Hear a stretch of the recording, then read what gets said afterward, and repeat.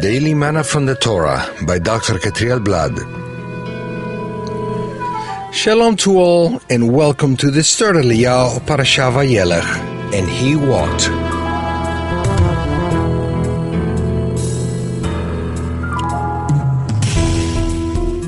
This Aliyah is found in the book of Deuteronomy, chapter 31, verses 7 to verse 9. Today's study will cover all three verses.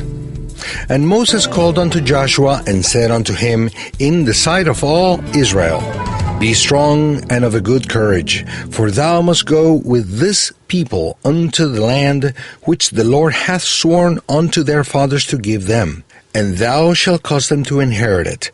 And the Lord, He it is that doth go before thee, He will be with thee, He will not fail thee, neither forsake thee. Fear not, neither be dismayed. And Moses wrote this law, and delivered it unto the priests, the sons of Levi, which bear the ark of the covenant of the Lord, and unto all the elders of Israel. Can the Torah and Yehoshua coexist? The name Yeshua is the abbreviated form of the name Yehoshua. This new name that Moshe Rabbeinu gave Hoshea bin Nun by the prophetic spirit shows us what the name of the Messiah to come will be. His name is Yehoshua and Yeshua. In Yehoshua bin Nun, Joshua, we can see many prophetic indications in allegory about the Messiah to come. Therefore, this text shows us that the Messiah will be the one who will eventually make all people of Israel come together and be reintroduced in the Promised Land. At the same time, we see that Moshe wrote the Torah and handed it to the Kohanim, priests, and all the elder leaders of Israel for them to introduce it in the land. These two, Yehoshua and the Torah, are the two things that Moshe gave the people so that they could eventually inherit the divine promise. One thing does not leave the other one out.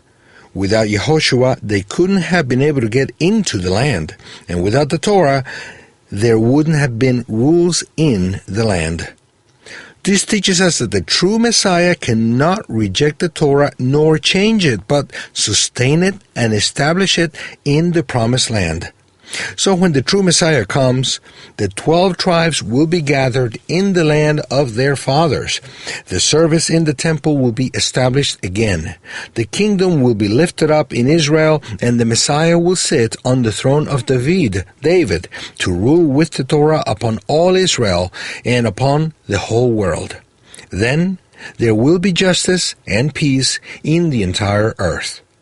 Moshe and the Lamb sing very well together, as it's written in Revelation 15 verse 3.